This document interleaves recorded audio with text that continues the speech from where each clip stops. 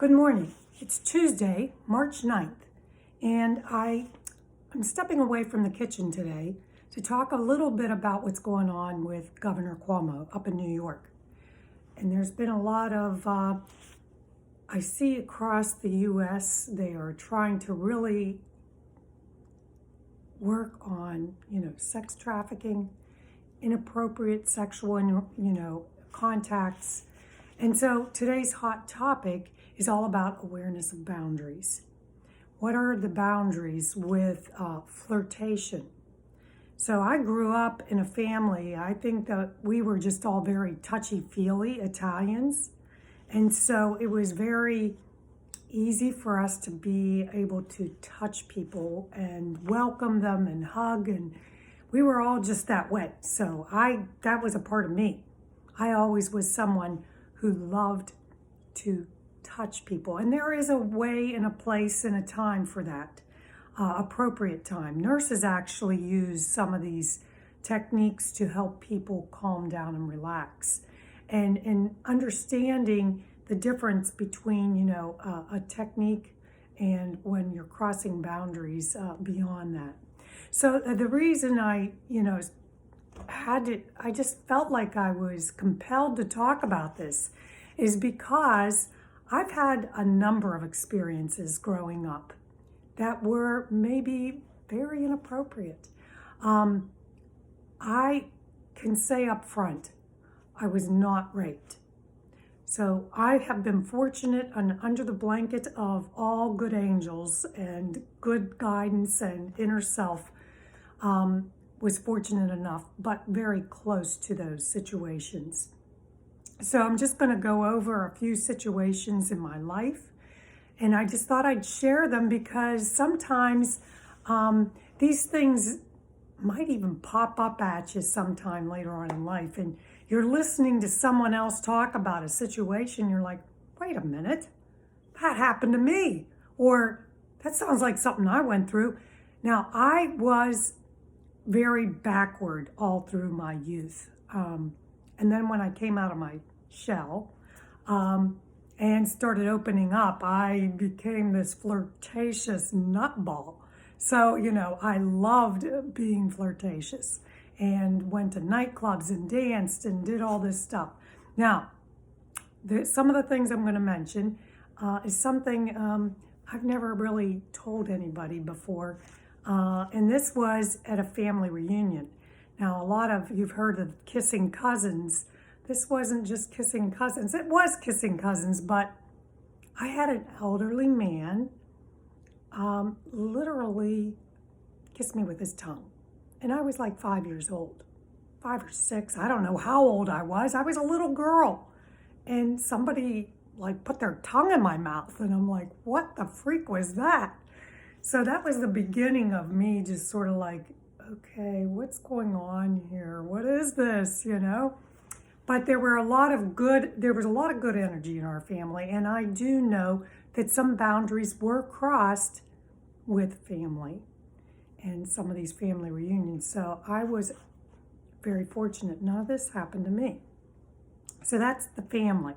And we know that in families, sometimes these boundaries can be crossed and they can get out of control. And some people can be very controlling in a situation, and you're going to have to reach out on your own to get out of that. That's something that you have to say, this is not appropriate. I don't have to be involved in this anymore, and get the heck out. Because inappropriately, family connections can lead to other things down the road with you in your relationships with other people. So we're still talking on boundaries, the hand, and flirtation, and going beyond boundaries with flirtation. So doctors and nurses, hello? Everybody's flirting. My God, we went to parties, we did all kinds of stuff together. We had a good time. But when it gets to going beyond these boundaries again, then you got to start wondering, what's going on here? I had a physician when I was a young nurse. Wrote me beautiful little notes and put them on my car. and invited me to his office and locked me in the office. It did not go beyond that. I did not let it go beyond that. Okay, so these things can happen. Sometimes professionals use their good nature and their profession to do things that might be a little inappropriate. And that doctor was a married doctor. So I did not let things go to the next step with that relationship, and loved flirting with that gentleman. I mean, it was just sort of fun. I did love flirting. So that's sort of my fault, because it was sort of a flirting type thing. When I was at Pitt, I got into a couple of situations over there, and that right now, I think they're talking about this in New York, about how students get taken advantage of.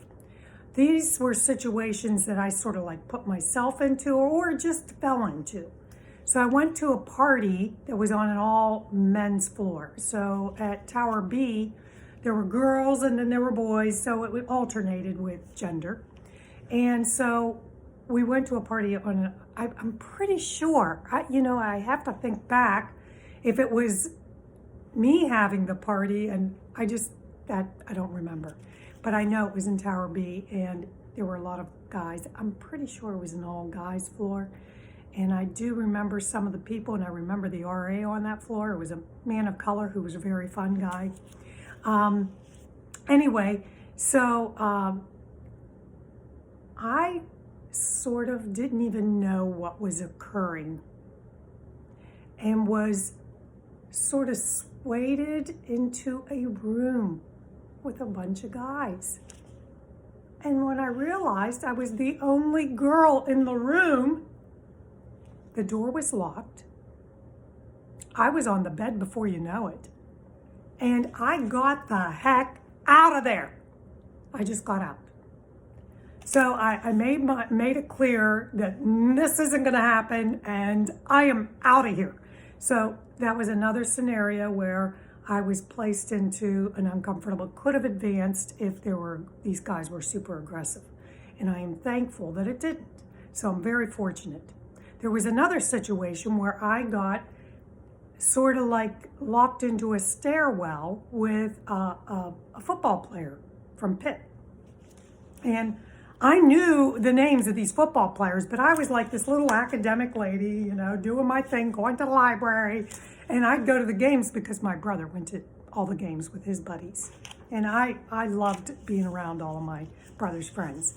But this guy, he was trying to talk me in smoothly to things. And I was a little bit concerned about what was going on, and I did not let it go to the next level. I just said, I got to get going. Got to get over to the library. I just sort of broke up the conversation, dropped it, stopped it. I was fortunate, because if he was an aggressor, I could have been in a bad spot, because there was nobody else in that stairwell. And that was after a fire alarm had gone off, and we had to clear the building, and we were coming back in. So, just these strange things. I think that, I've had this little cape a little sheltered cape over me, thank God. But I'm not saying I'm a saint, because I love to flirt. I'm not going to say that. Doctors like to flirt, and some of my doctors were flirters. Okay, so I had to be very careful of that. Anyway, you stop that right there. Another situation when I lived over in Pittsburgh, I love to relax and, sunbathing. We all did it. We all were sunbathers. There was a very active area in Shenley Park, and I lived on a street that went right into Shenley Park. And I knew that this area was down further off this road. I did not go down that road. I just found a quiet place to go lay in the sun. So this afternoon that I was laying in the sun, I woke I sort of was like, I had my earphones on, you have your sunglasses on. I woke up looked up and there was a man sitting on my blanket. It was sitting right next to me. I didn't even know what to do. I just went into this little shock mode, and I said, excuse me, did you need anything? Did you need something? Okay, so, we're women, and men are attracted to women. Okay, so we do have to know our boundaries with what we're exposing out there and know that you're going to probably be attracting men. Okay, so, but this was a little bit of a strange bird. He just came over. There were some things about him I was very concerned about. And even trying to get back to my car, I could not put the key in my car because I was shaking. I didn't even freaking know what to do. We didn't have cell phones. I couldn't call 911. This guy was freaking right on my blanket sitting next to me. Okay, so I got out of that situation safely, thank you. And for young girls, just be aware that men are out there. Men are attracted to women. And so anyway, when it gets to the point where, now sometimes I feel that some young people might be inappropriately responding to a little bit of a flirt. Okay, it's whether or not that flirtatious interaction goes any further than that. That's the way I think of it. I am very respectful now, but I've always loved to interact with people. So taking a flirt to a different level where it goes beyond that, or now, my gosh, they've got these doggone sites where you just go meet up for sex.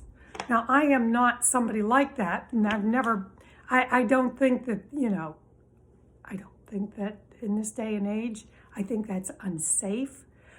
But I do understand that there's a lot of these sites out there. There's all kinds of these. They're not just dating sites. They're just sexual meetings.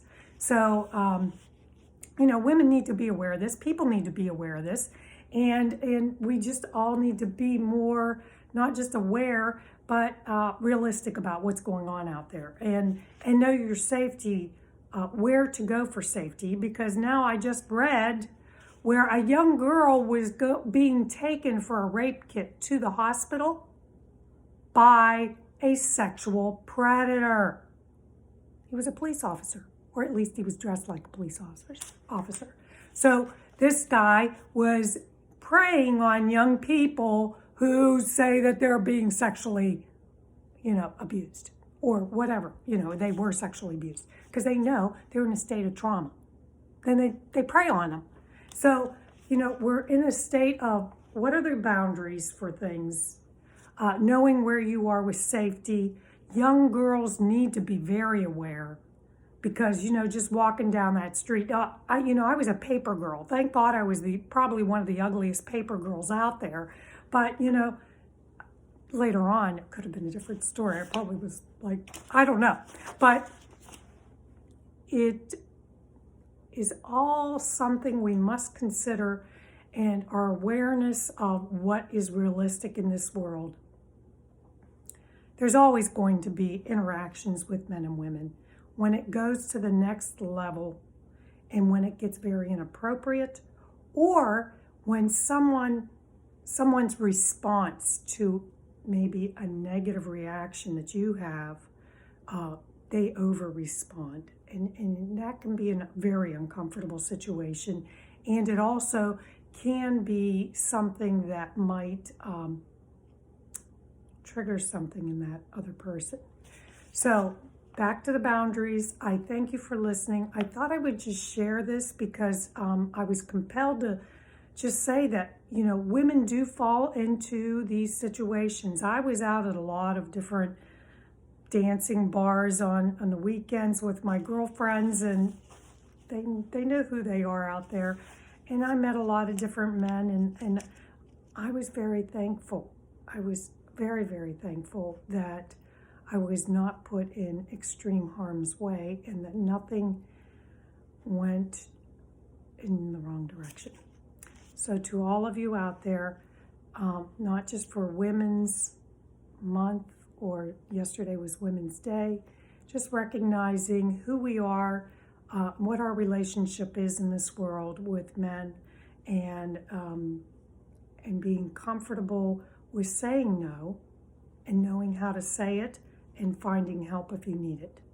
Diane Greco-Allen, boundaries is one of my wonderful coaching techniques. It's where I end and you begin. Have a wonderful day. Bye.